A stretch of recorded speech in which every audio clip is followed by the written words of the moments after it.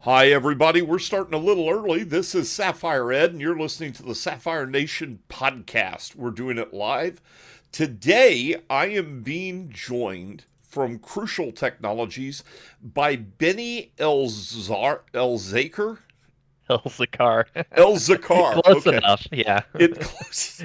Just call me Benny. Just Benny don't boy. call me. Yeah. Just don't call me late for dinner. And Benny is the community manager, the social and community expert for Crucial, and you've been with Crucial for 8 years now. Yeah, over 8 years working for Micron. Yep. So, Micron slash Crucial. so you started with them about a little after I started with Sapphire. Yeah. And I mean, man, as long as I can remember going to LAN parties, PDX, I remember you being a Sapphire rep, so it sounds about right. Oh my God! Some days I miss PDX land, and then I remember all the hassles with flying, Yeah. and So, I don't miss it as much. yeah. Well, you're East Coast. I can drive over there. It's still a long drive for Well, me. no, It's a no, seven. I'm not East Coast. I'm Midwest, dude. Oh, you are. I, Oh, I'm down okay. by St. Louis. Oh. So, yeah, that's a little hop and a skip for you. Yeah, it's about a 4 hour flight. Um, the event I do the most is I do Million Man Land War over in Louisville, Kentucky, which is arguably one of the oldest land events in the country. Hmm.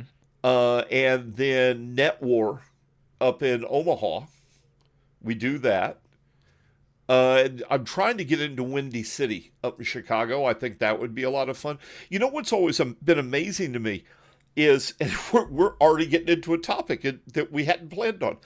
Um, what's always Go LAN parties. what's always been amazing to me is go look at where the land parties are in the country, and you go from Minnesota almost down to Austin in that row there, and go out about 300 miles to either side, and that's where like 80% of the land parties in the United States are.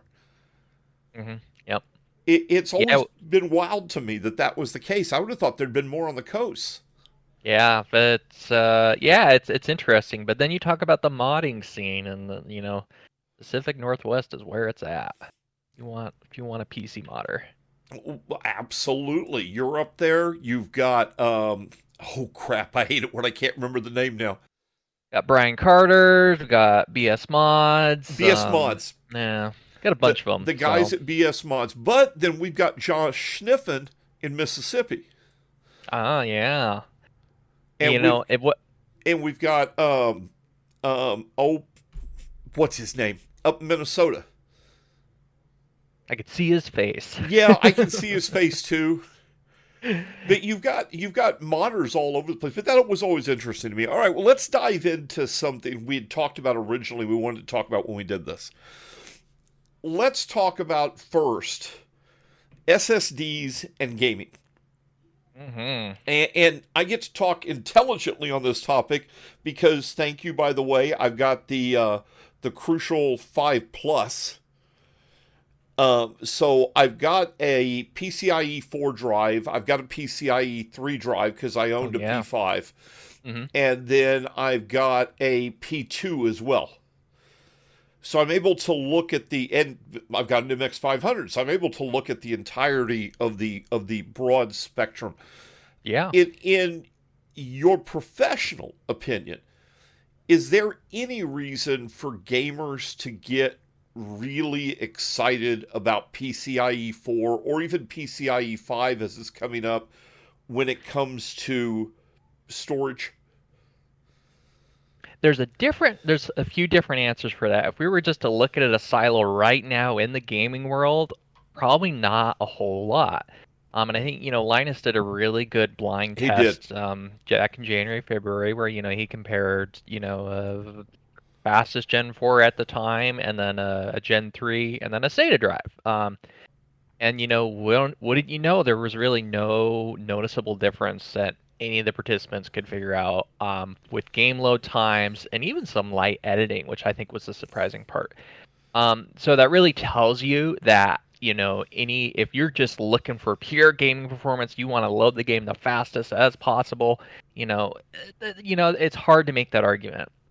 But looking forward, there's going to be some changes, and we're always already starting to see that with certain games like Microsoft Flight Simulator. And with Windows 11, there's some potential new windows that are opening up with how Windows, the operating system, which has always been a limiting factor, can access those files faster. PlayStation 5, new Xbox series, they have unique operating systems which essentially do not limit those SSDs so you can load things faster because that's always been a limitation. So you're going to start to see more games that essentially can take advantage of that higher performance and next gen SSDs. Right now, there's only a handful. So it's a hard argument to make. But if you also do things like editing, if you're going to do some video editing or some heavier tasks on the side, obviously there's inherent benefits of a fast Gen 4. But right now, just for Windows and gaming, whatever SSD you can buy is the best SSD. We see, and this goes back to something I've always said about SSDs, and people act like I'm batshit crazy. Uh, I've always said the SSD. The problem we've got is the pundits look at SSDs wrong for the everyday user.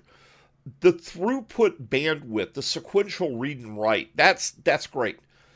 But there are very few things in everyday use and in gamer use that will ever fill that bandwidth. It just doesn't do it because it doesn't load stuff like that. Things don't Per- load in window in big sequential files. They load little chunks here, little chunks there. And what yeah, makes SSDs amazing to me is that the random seek time is all but gone. And yeah. if that becomes the factor, like I believe it is, then really even a SATA SSD is going to be fast enough for most gamers. It's going to be hard to see the difference in day-to-day use. Well, yeah, and in day to day, that's one thing too. You're gonna the random access times are just so fast already, even on a budget SATA drive, that your average person isn't gonna be noticing any difference for normal day in day out Windows stuff. And the crazy thing is, we have this thing called the Crucial System Scanner, our website, where Right. you can opt in to scan your computer, and it analyzes, it shows what type of drive you have, what compatible memory SSDs you have. Well, we essentially we log that material just to get a blind essentially data skew of what type of computers are out there, and over 50% of people, so over the majority of people that come to our website and run that scan still have a primary hard drive as their main drive. Oh, So obviously gamers are going to skew heavier towards the SSD side, but that just tells you, like, you think of that and you're like, over 50% hard is like, how could they? Like, there's just such a huge swath of people out there in the market that still use hard drives, which is kind of the crazy thing. You go buy a budget laptop at Best Buy or whatnot, it's going to have a hard drive most likely. So it's that market and those people. And if they start dabbling into gaming, they really don't know what they're going to be missing out on. They have a 30-second Windows load time, their game's taking yeah. longer, and they're just kind of oblivious. Well, it's I got rid of spindle drives in my personal rig 5 years ago. And in fact, we just got rid of the last spindle drive in the house not that long ago. I had a NOS that had two spindle drives in it, and I have replaced both of those with MX500 SATAs. Oh, what luxury. And Yeah, I have a 16 terabyte NAS and it's using hard drives, but it has its use. well, I just have each of the drives are 2 terabytes, a RAID 1, and we only use it I use it to display video on the TV. I've got a Hmm. Plex server set up through it, and then I use it to back up and store pictures Hmm. and to There you transfer go. files between computers. I don't need a lot of space, but the speed difference was, oh my God. Yep, it It, it, always is. it was so nice to add that speed differences. Now, you're talking about you're surprised how many people still use regular hard drives. I'm surprised how few people have moved to M.2 yet. Uh, Well, I mean, I guess it really depends on, there's a lot of systems where it's your only option. And I'm talking more laptops, mobile well, systems, true, and but that still makes up a big chunk majority. You got to realize, like, us desktop enthusiasts, we're still a minority in the PC world. So, yeah, that's um, a hard thing to get people to accept. We like We're to we're believe. not your average buyer. Well, we're not the center of the computer universe, and it's very difficult for people to accept that because we tend to be the ones that spend the money. Yep. But no, Yeah. I like we discussed. We discussed before the show, guys, that both of us love small form factor builds. Um, I don't use anything but NVMe drives now Well, and because no especially cables. price difference. Well, Look at the yeah, price it's difference. gone. It's gone. Yeah, there used to be a price premium for NVMe, and it's more or less gone. So if you have an M.2 and NVMe option, there's really no excuse to be buying SATA unless you've already used all your slots up and you need more storage and you got SATA ports available. Well, I So get a kick out of the people about storage. They'll be like, "Oh my God, I need 4 terabytes or I need 6 terabytes." Dude, you need to get a hoarding intervention. Okay, I run a full gaming rig. In fact, the rig I'm on right now doing this, I run a full gaming rig. It's got full Office suite on it. I've got audio editing software. I've got a ton of games. I've got all this stuff on it. And on a 1 terabyte drive, I've still got about 400 gig left. yeah, I have a 6 terabyte Micron Oh, first world M.2 problems there. 5200.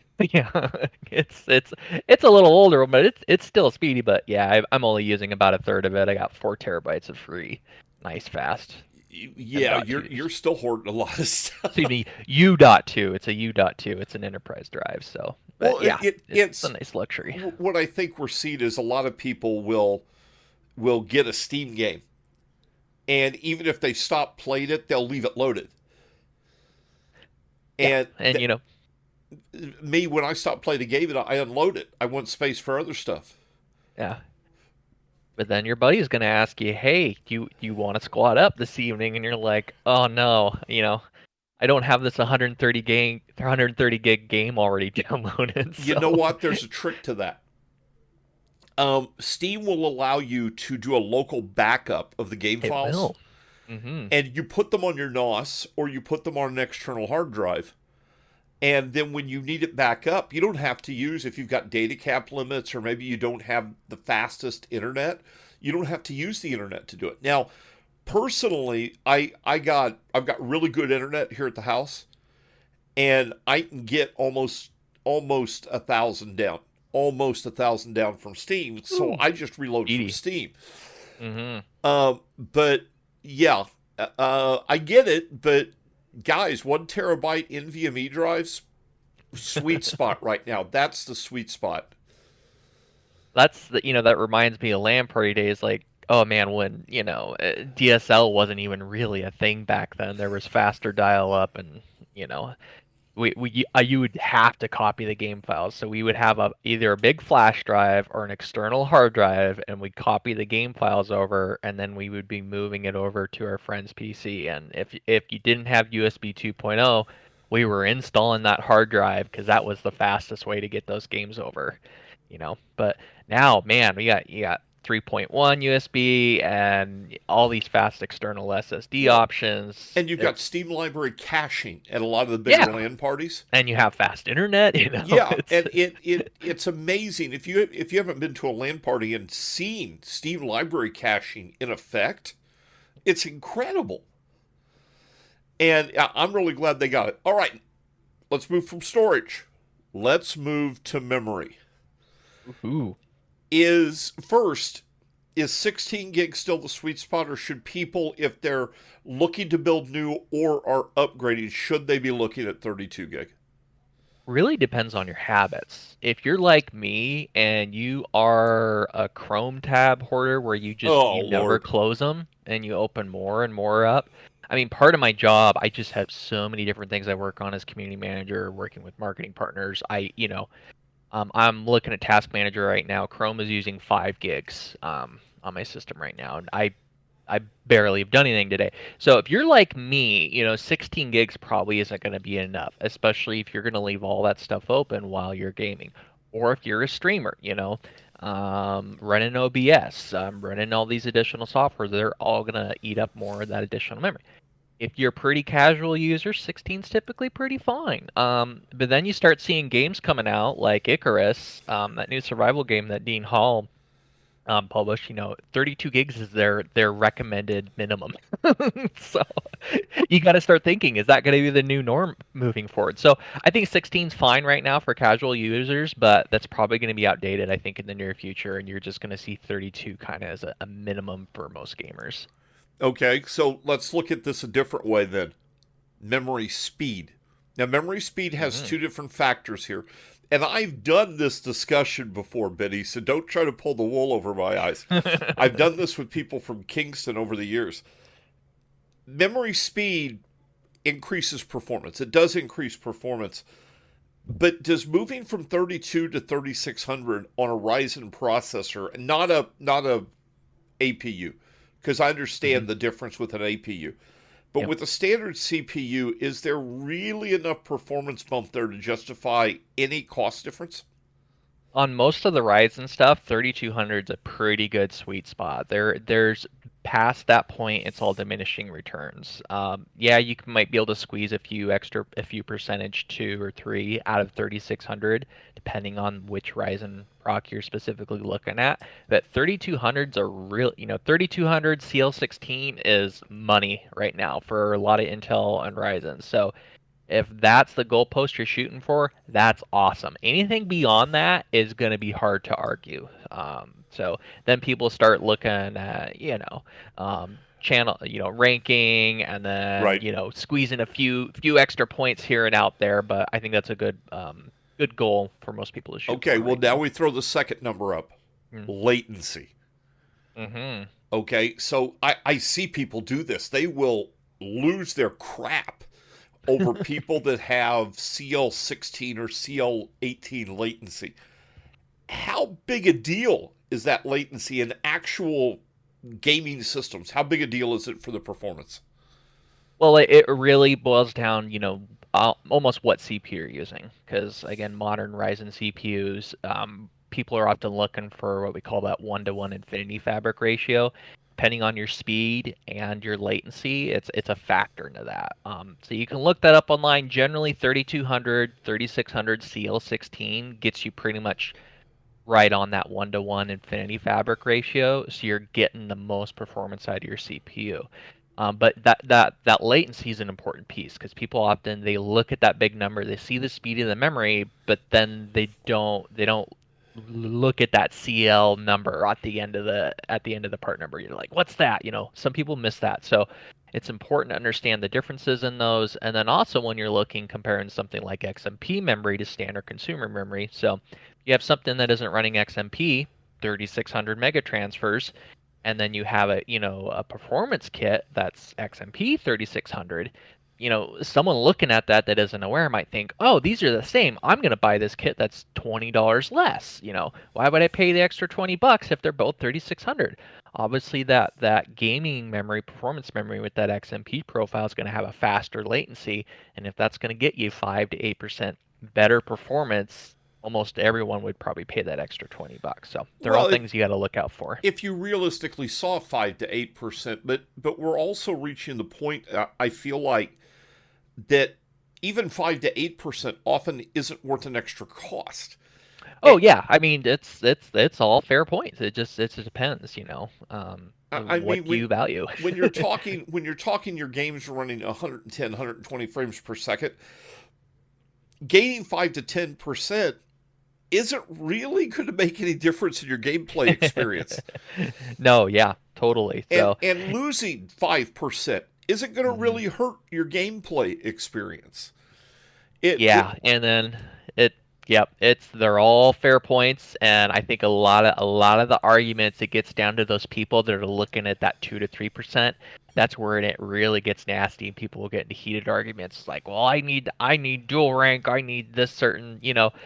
I think it's just good shooting for 3200, 3600 CL16. Anything beyond that, pick your color, RGB what you want, and then be happy.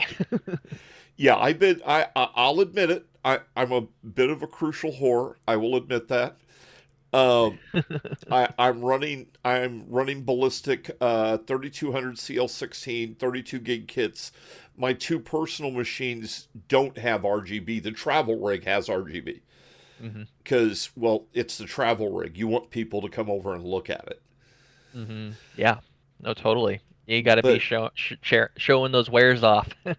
it's just incredible to me because I watch this in the industry, and I'm sure you've seen this over the years too. The enthusiasts push so hard at the edge of the envelope. And as you said, we're the minority. We're a fraction of a fraction We of are. even the PC gaming world. We're only a small fraction. And we try to push this as the norm. We try to tell people they need $1,000 30 core processors and they need $1,800 GPUs and should be running the fastest with the lowest latency possible, as much RAM as can stick in the motherboard, and 3 SSDs and RAID and all this stuff.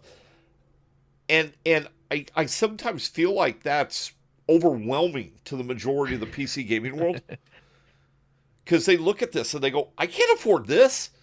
Yeah, yeah. Well, the interesting thing about Crucial is like we don't just market to gamers. We market to the entire upgrade audience. Yes, you do. There are a lot of memory manufacturers out there that you might throw us in the same bucket. If you're looking to Corsair, you're looking at HyperX. Those are very gamer centric brands. No, it's We not do all of it. HyperX now. Now it's Beast. Beast, yeah. Well, HyperX is under the HP banner now. Yeah, So, HyperX is nothing but peripherals, and it's under the yep, HP banner now. that's right. Yeah. So, but again, there comes a point. We're talking about a very niche gamer market. I have to think about all of that. So, if anyone understands it better, if anyone understands it well, it's me because I have to think about it at the end of the day. And that's kind of the thing. Is like sometimes gamers get frustrated because they don't understand that when new products come out and whatnot, and they're like, well, we can't just make it for you. I have to make it for someone who's upgrading their work from home office computer too.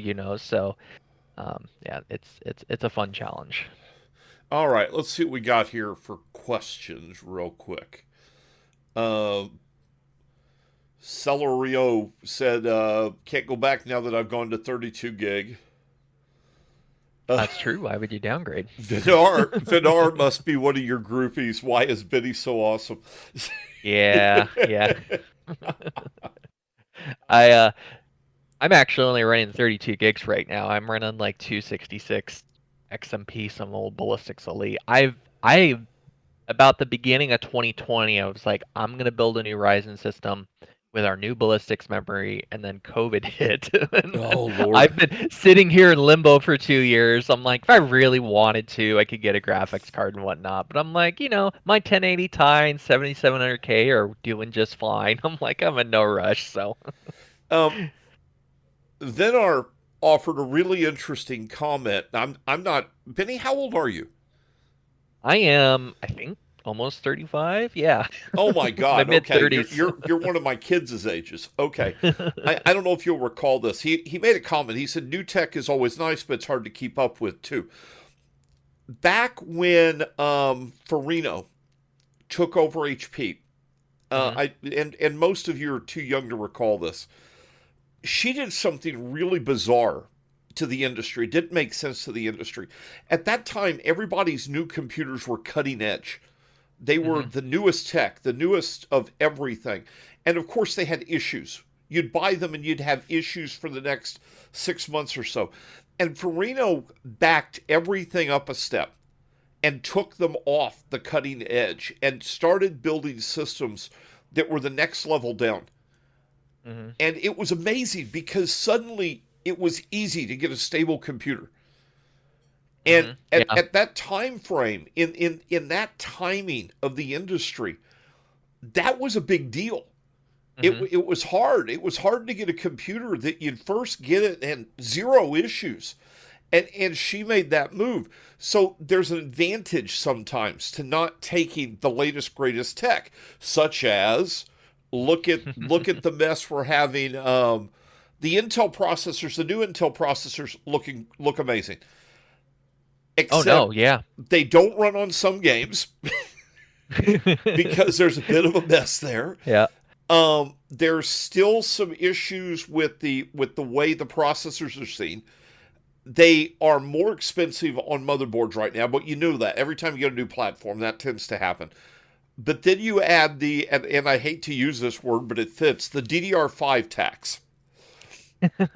And suddenly, yeah, you can get better frame rates, you can get better benchmark scores, but you're paying $200 to $300 more for the equivalent build.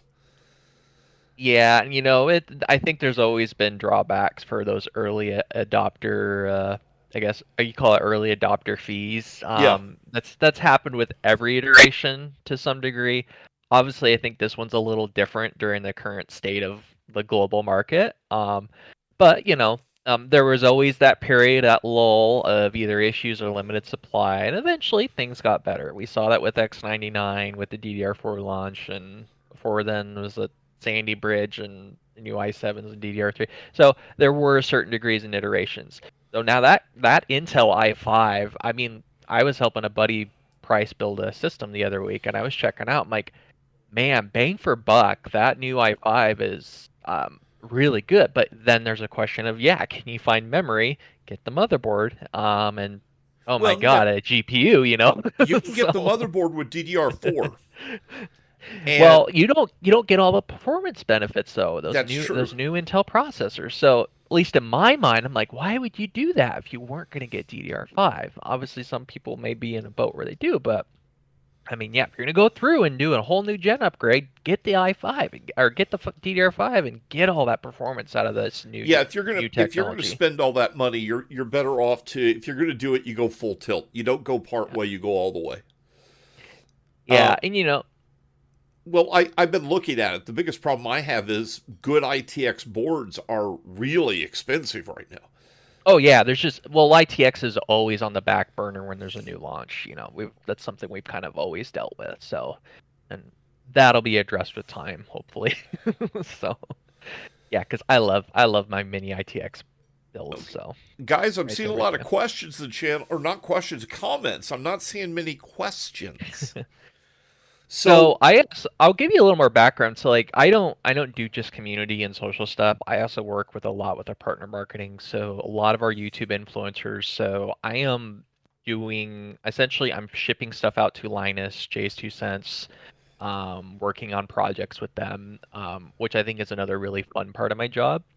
And it's crazy because we're looking at like, we talk about PC modders, but they kind of really kind of molded into some of this tech influencer sphere. So I'm seeing guys I knew at PDX 10 years ago now popping up on a Linus or J's 2 cents build, as they're doing this custom build or NVIDIA GeForce Garage, So it's been really cool to see this kind of industry evolve into what it is right now, and I get to do it as a job now. It used to be a novelty back in like 2009, 2008. YouTube back then was just in its infancy, but um, yeah, that's a really fun part of my job. I love getting to see stuff that I work on show up on like a Linus video, or Gamer Nexus videos. So that's something I really enjoy. okay, we're getting some questions here.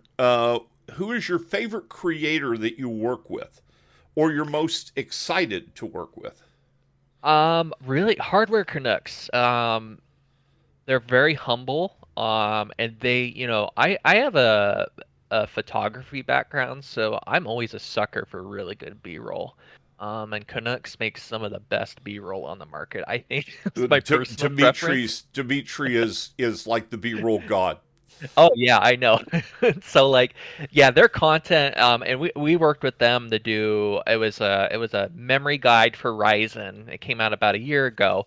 But they just said they did such a bomber job on that guide. Like, it's one thing to make entertaining content, but it's a whole nother level of difficulty to make actually effective content that is educational, and I think they have that formula down really good well. So, but yeah, we work with lots of other people. I have a great time with line. I love our connection to Linus because they know, hey, if they need memory and SSDs, like they can just hit us up and I'm gonna supply them. So, because we always have stock for them. So That's cool. All right, let's see. what is the biggest misconception, in your opinion, that the average consumer has when it comes to buying memory? Um, that's a good question. I would probably harken back to that we're talking about that small minority that gets stuck up on um, rankings or essentially that 2 to 3%. I feel like people spend more energy and time looking at and trying to solve that 2 to 3% or whatever it is, you know, benefit, and where they could be looking at other things in their system to optimize or just enjoying your dang computer, So, um, it's yeah, between that and then XMP. Oh my God, so many people buying XMP memory and not enabling it in the BIOS. Oh, I know. Yeah.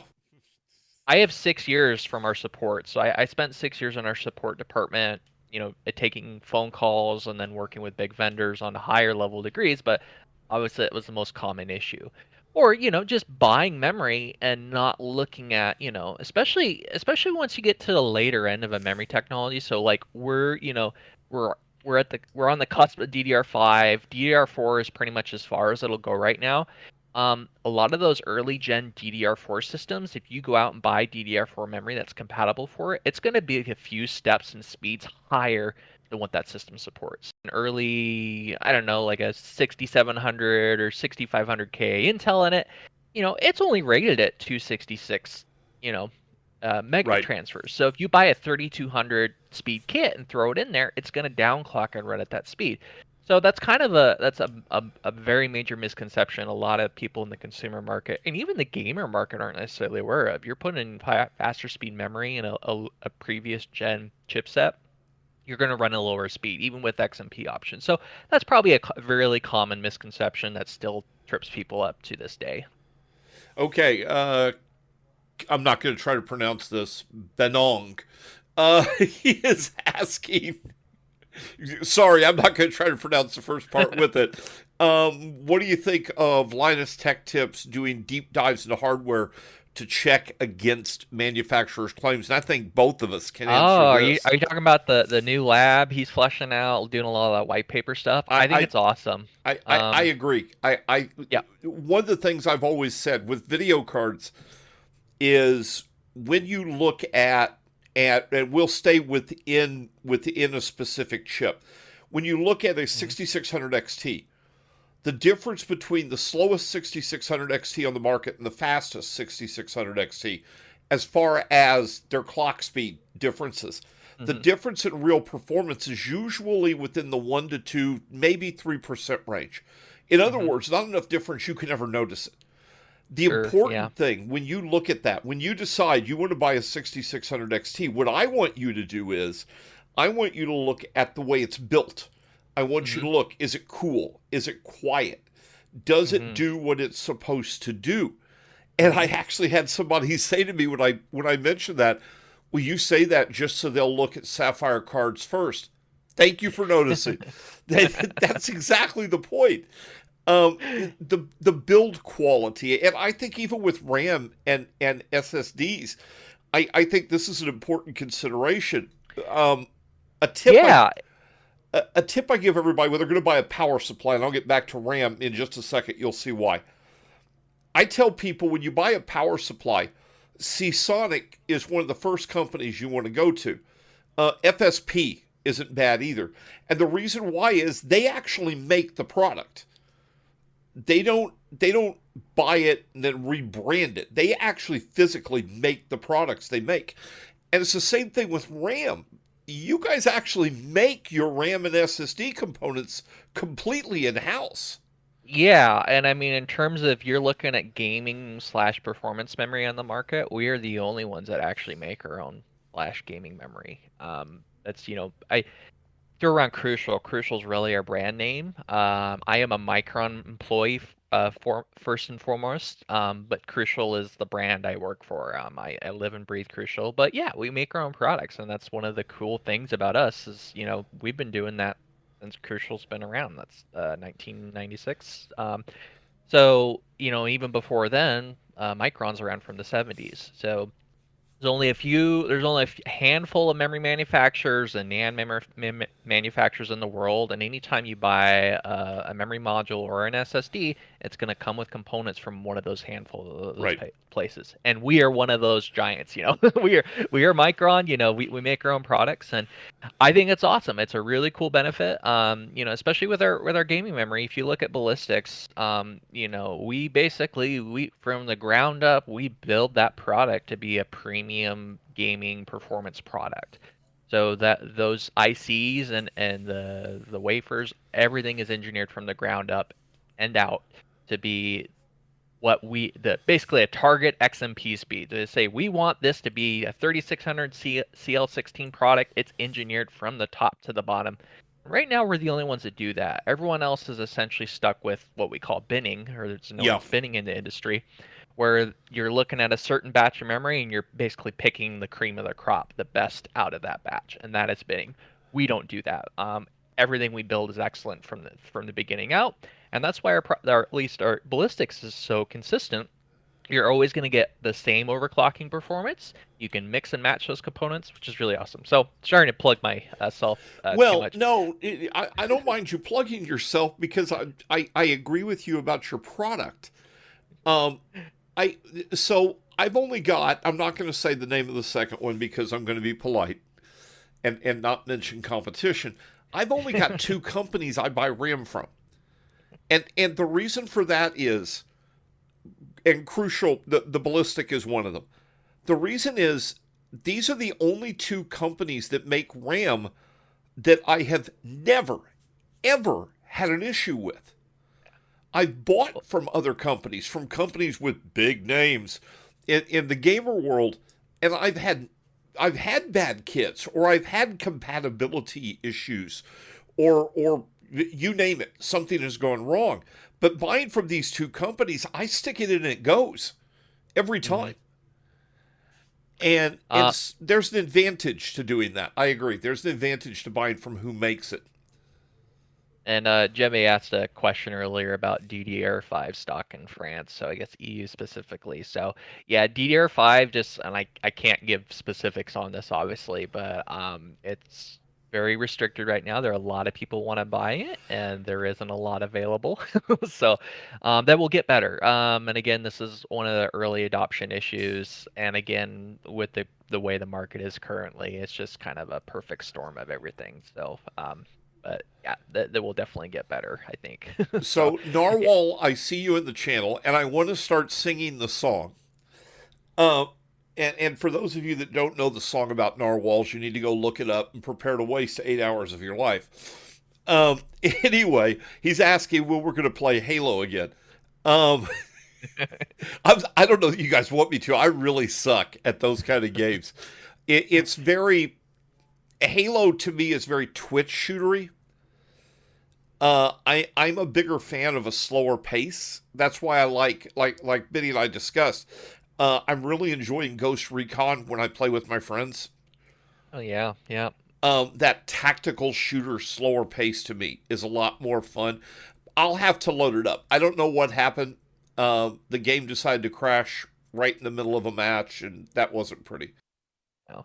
Yeah, I think we had 8 or 9 or almost 10 people playing at once at one point, and I mean like that's fun. Like my good old LAN party days, like it just reminiscence of that. I love getting you get a bunch of monkeys in VC together on the team together, and you can still win games. And it was kind of I barely broke a positive KDR in a few rounds, and we still somehow managed to win most of our games the other night. And Well, it now was a blast. when you got a big group, there's a different story. We used to have an online gaming group I used to run with.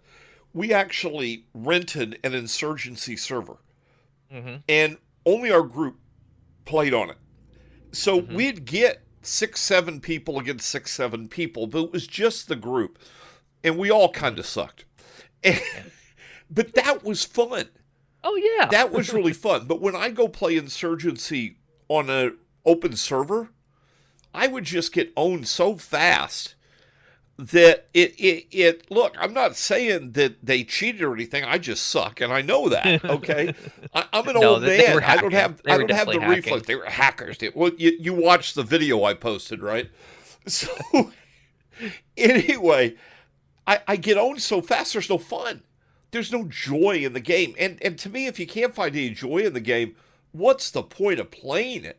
Oh yeah, well, I mean that's I have a good friend who's a streamer. He streams War Thunder. His name's Oddboz, and I think one of the greatest tidbits he ever gave for that game, which translates into any game, like him, if there's a map that you load into and you don't like it, just quit the game. You don't have to play that map. You like deal with the crew lock. And I think that's a really good philosophy in life. It's like if you're dealt some, if you don't have to deal with or you don't like, just move on. If you're raging in a game, quit. Play a different game. Go do something else. So, and I Exactly. think a lot of people get stuck on that. And so that's a philosophy I've tried to take moving forward. If I'm getting upset playing a game, I'm like, it's time to quit or play something else.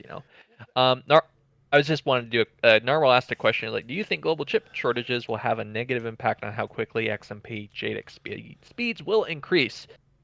Those speed increases are entirely determined by the CPU manufacturers. So since memory speeds are part of the memory controller, which are in the CPUs, essentially we follow whatever Intel or AMD provide. So that's really more a question is will that impact what AMD and Intel are rolling out? And obviously I really can't answer. That would just be speculation. But yeah, we essentially make our components to take advantage of the technology that Intel and AMD are putting out. So So basically, yeah. if the chip doesn't ask for a faster speed, you guys don't worry about making a faster speed. Yeah, and and then there are things like overclocking, which kind of goes outside of that. But in terms of actual XMP and JDEC are more or less industry standards. XMP less so. But um, yeah. So that's something we're always looking to take the biggest advantage out of. So if a chipset's able to run memory at certain speeds, we obviously want our memory to take full advantage of that. So, but yeah, I've supply got a issues are just going to be supply issues. So. I've got a specific crucial request, not question, request. hmm I want Tracer back. Just the name or what? No, I want the Tracer memory back. That cool little Tracer profile you can put at the top for the LEDs. So even our current Crucial Ballistics and our Max RAM at Harvard RGB, I mean, they essentially have all the same functions that Tracer did and more. Yeah, More but there was addressable something about the RGBs. look of Tracer. It wasn't that big You're, RGB bar. It was the little oh, individual lights. you like seeing the direct LEDs. So, Yes. little known fact, our max memory, that's our premium fastest speed ballistics product, you can remove the light bar off the top and see those exposed bare LEDs like with the old school You see, tracers. now you just want me to go out and spend more money. That's Yeah. what it is. As That's far what as it I is. as far as I know, we're the only ones you can actually remove the light bar, and that's kind of pivots off into a cool topic. With our previous generation, our DDR4 tracer, we then moved to Ballistics Max. You can still 3D print custom light bars that go into those slots. Oh, wow. And I also, it's kind of tricky to pull that off and make it look good. Just the way the 3D printing process works, it's hard to make a good print, but it's out there. If you look up ballistics and 3D print, you can find our page where we give you the STL file base. But I have a CO2 laser cutter in my garage. So the other cool thing I did a lot of experimenting with and made a lot of First world custom. problems, folks. Yeah. So, but I did a lot of custom laser cut light bars, and they looked amazing because you could laser etch designs, like those light signs from PDX. Essentially the same thing, but on your memory modules. So, put gamer tags, company names on that. So that was really fun, and but not a lot of people have lasers in their garage, so Well, it's kind of dude, you and I are going to talk now about your laser because since the light sign guys stopped doing it, I can't get new light signs. I've got the bases. I need new signs made. So I got to yeah. talk to you, dude. Yeah, so it's yeah, I need to use it more often. So, but yeah, you could customize those modules and whatnot, which has been pretty cool. So, yeah, totally. Okay, Uh, so let's pull up some of the extra topics I've got on the side over here. mm, Um, and because again, they've slowed down on questions. We're getting more comments. We did have a question asking if we can tell stories about the supply chain issues. I don't think either of our companies would like it if we did that. yeah, I try not to talk about it too much. I was like, Yeah, they'll get let's better. just say it is a mess. We know it's a mess. We all hate it. In fact, I'm going to point something out here, Biddy, and I want to see if this has been your experience as well. It doesn't seem like that. One of the reasons I like talking to you is you're like me. You're a real gamer, and what I mean by hmm real gamer is not somebody that plays the flavor of the month, but somebody who has a history of gaming and has eclectic tastes when it comes to games. I mean, just a little bit of everything. Is it just me, or is there just not a lot of people that do what we do that really are gamers?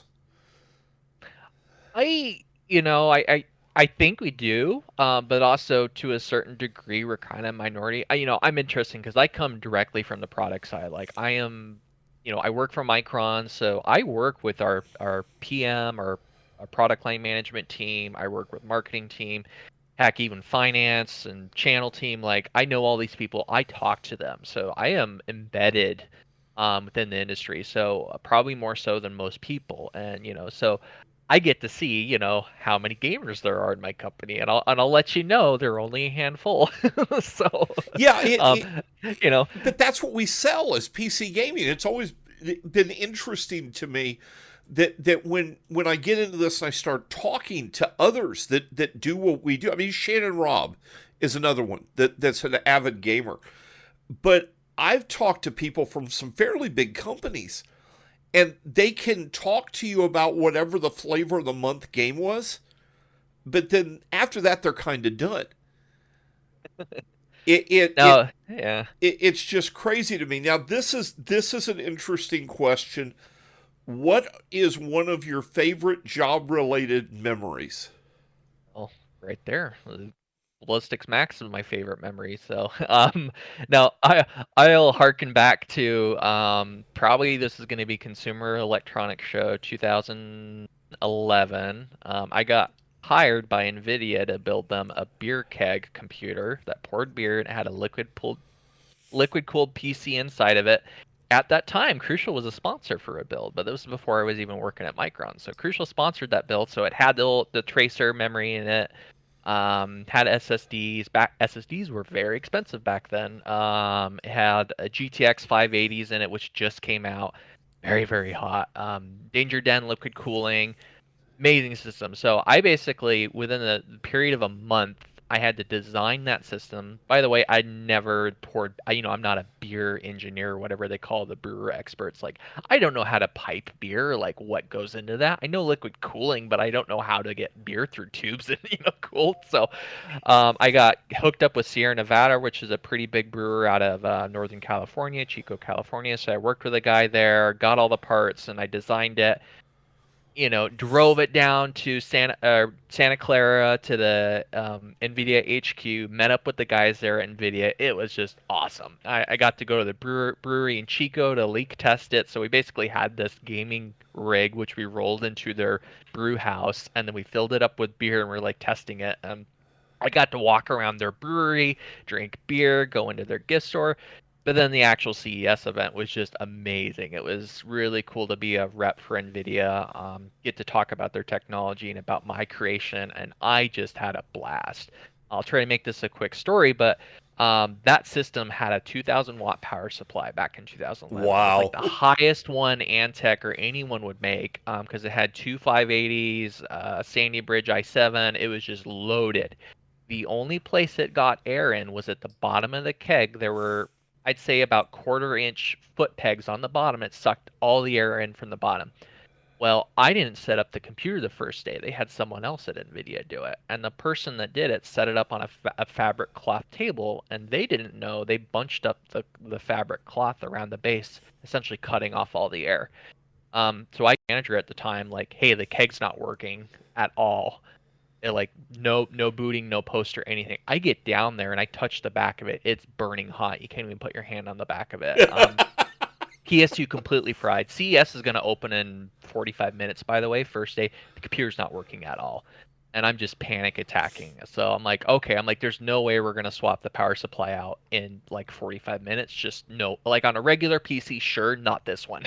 Plus, we need at least like a 1400, 1300 Right. watt power supply. So it's just like, this isn't going to happen. So I had a 12 volt a power controller, and I basically stripped the wires on it really quick, and I ran it to the 12 volt for all the accessories. So the lights, the pumps, essentially everything to make it look like the computer was running, but it wasn't.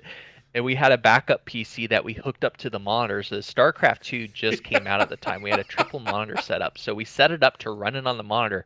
And so basically it looked like it was running that first day, and it wasn't. It wasn't working. But no one knew. I had one guy ask, "Hey, why aren't the lights on the memory and the motherboard on?" So only one guy noticed, and I let him know. But yeah, that evening we ran over to Antec's booth, and they were super awesome. They had a spare power supply. I swapped it out that night, and we were up and running the next morning. So Cool. that was really hectic, but it was probably one of my most favorite memories of ever working in the industry. Now, I've got to give two memories, but trust me, they're both shorter than yours. The first memory, which was the most fun one, was the year Richard Huddy attended PDX LAN. And Richard Huddy had never played Garden Warfare, the shooter game that EA created. So a bunch of us got together with Richard and played Garden Warfare. And Richard, by the way, it was hilarious to watch Richard play this game. And he had shot me. I'd been doing pretty good. I'd shot a few people. I was running around. I was feeling pretty good. And all of a sudden, I'm dead. And in the game, when you get shot, it shows you who shot you. And I look, and there's this sunflower. The sunflower's dancing around, and it's got Richard's tag on it. And I look over at Richard, and he looks at me and deadpan, and I can't do a good British accent, so forgive me, I'm going to try. He deadpans the face at me, looks at me, and says, "Hang on and enjoy the ride." I about fell out of my chair. Just a great moment. Richard, by the way, great guy. I love hanging out with him. I still talk to him, even though he's not with AMD anymore. I still talk to him like once a month. We'll just get on together and talk for like an hour. Really great guy. But the other memory, the more professional memory, was the first PDX LAN I attended. And they set me at a table, and at the other end of the table was EVGA and NVIDIA. Here I am. I'm the only AMD rep, by the way, there. Here's me at my little end of the table with my one little PC to talk about gaming and do stuff. And it's like an army of automatons. They come in, it's like lockstep marching and everything else. And I get up and I do my presentation. And Benny will tell you my presentations are designed to be entertaining. I do the presentation but I'm terrified. How did I do? What happened? And I talked to some people at the end of the event, and they said, "Dude, you freaked out the entire NVIDIA team." What do you mean I freaked out the team? They don't know how to deal with someone like you. They expect all reps are going to be like them. Awesome. I scared NVIDIA. Awesome. So that was probably. Now we got a related question. Where is it? Vinaru asks what the best convention is to attend to for tech nerds. First, skip conventions.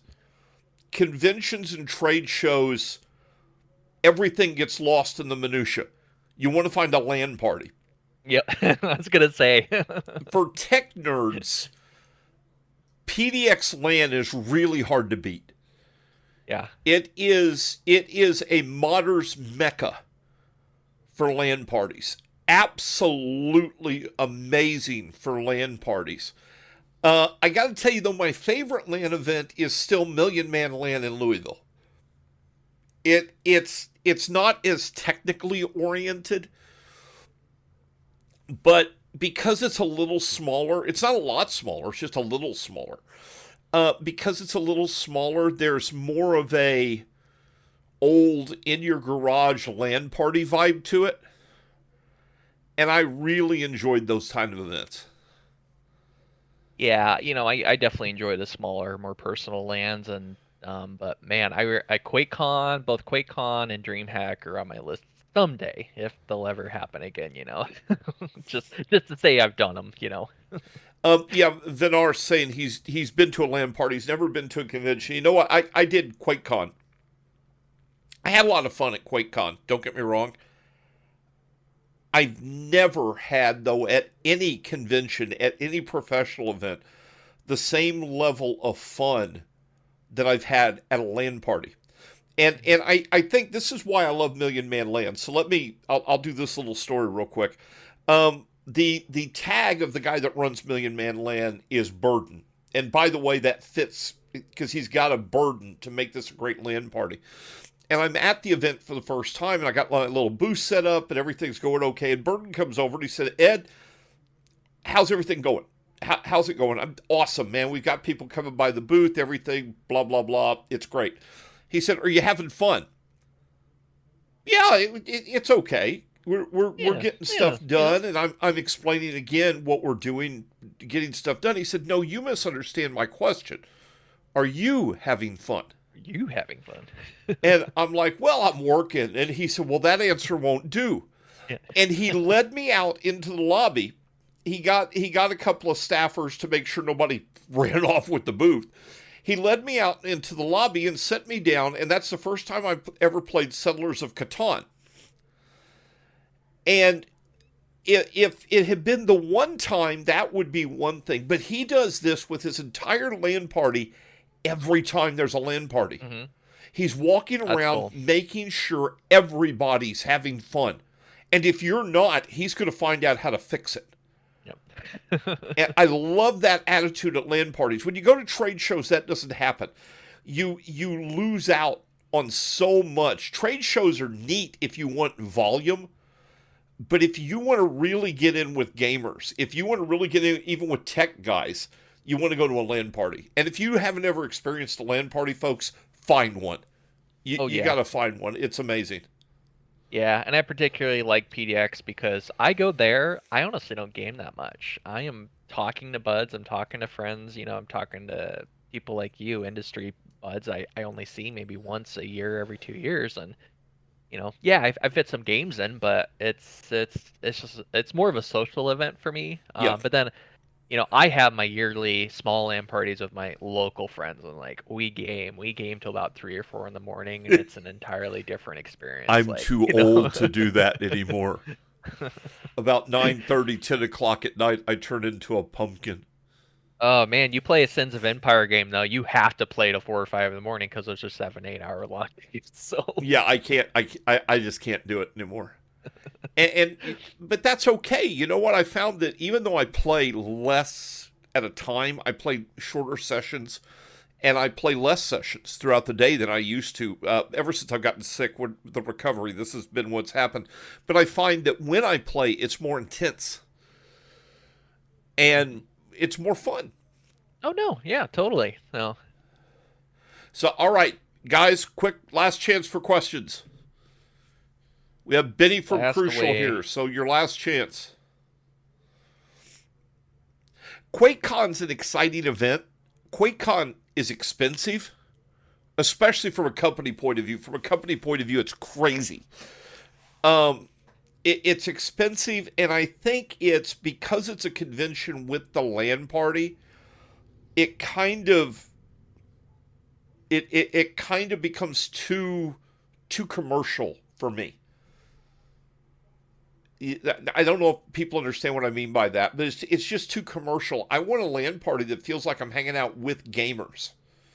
Yeah, and I think you and me are kind of from the same philosophy, like looking specifically at PDX. I've been there as a rep for Crucial/Ballistics twice now. Both times I went, we didn't get a booth. We opted for having booths are a waste of time. Yeah, we opted for having just a few seats with next to everyone else. Have 2 or 3 seats, and we're playing games with everyone else, and that's just we're part of the crowd at that point. We're part of the gamers, so and I think that's the way to do it. So, What's your first handheld console? Well, um, back in the day, and I believe it was made by either ColecoVision or Mattel. There was this little thing that let you play football. And it had the little like green screen football screen on it. That was my first handheld. I had a Sega Game Gear. It was their Oh handheld Lord. color. Yeah, their handheld color. Yeah, I think like 91, 92 is when it came out, and it was bulk. Like, man, you had so many batteries in that thing, but Yeah. the screen was just gorgeous on it, just the color and whatnot. It was, yeah, I See, remember. you kids are all spoiled. I was with all the little janky stuff early on. Early adopter issues. What was your first? Okay, let's try this one. What was your first portable computer? First portable, as in like Something every that you every could take computer's with you. portable. I mean, Something every that computer's you portable could if you're easily confident take enough. with you. I actually had an OG M17 Alienware. This is before Dell bought them. Um, they were still based out of Florida, and like Alienware, that was their company. Like this again before Dell bought them, and I had my big gaming system. I built at the point, but then I asked for graduation presents for my parents going off to college. I'm like, hey, I want an Alienware because back in 2006, 2005, like that was if you wanted a gaming laptop, Alienware was the it's like that and Voodoo PC, I think, made laptops, but I wanted an Alienware. So, yeah.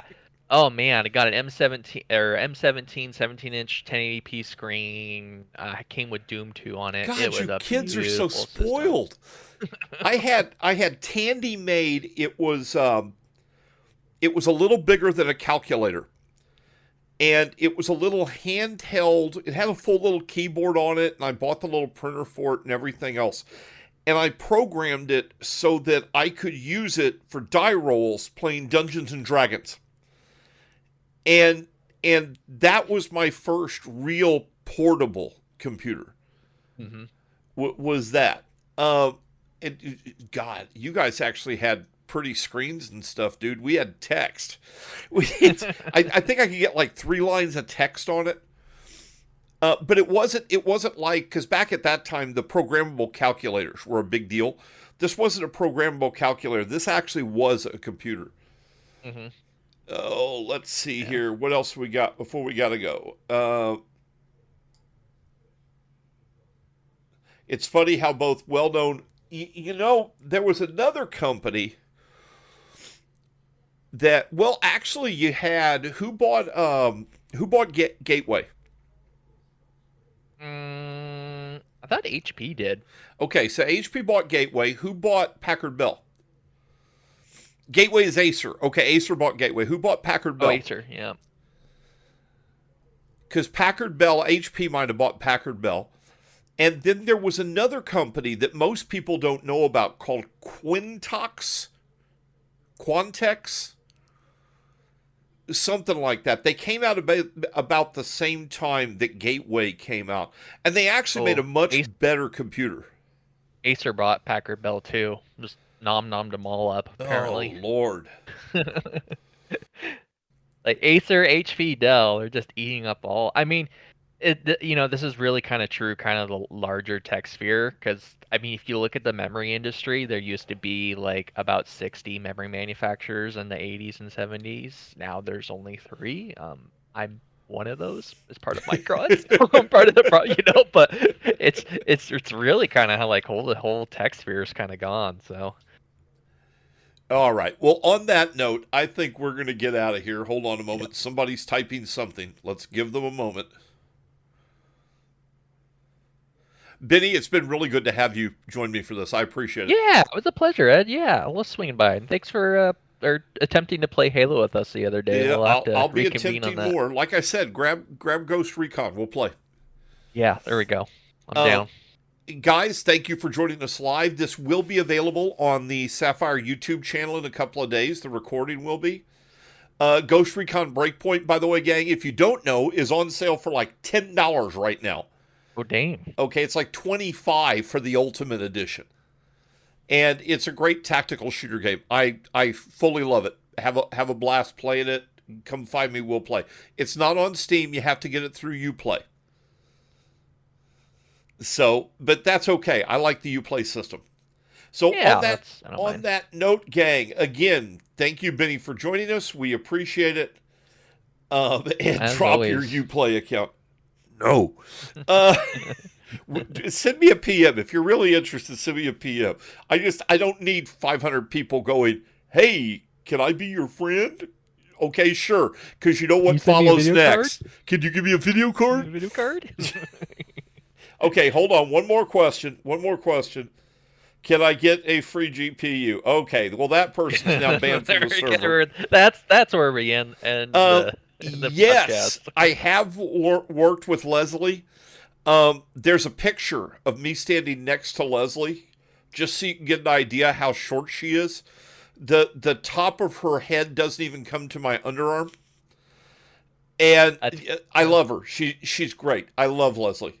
She's absolutely awesome. I have a photo of me and Leslie too. I think we were at the launch party for World of Warships at the first TwitchCon. So Yeah, ran into her there. we did a PDX land where Leslie had them shooting Nerf guns at me. Thank you for that, Leslie. Thank you. Oh, he remembers that. Okay. All right, gang. Thank you all for coming. You guys have a great rest of your weekend. Go play some video games and have fun, and we'll talk to you all again soon. Bye. Thanks, everyone. Everyone. Everyone. Everyone. Everyone. Everyone. Everyone. Everyone.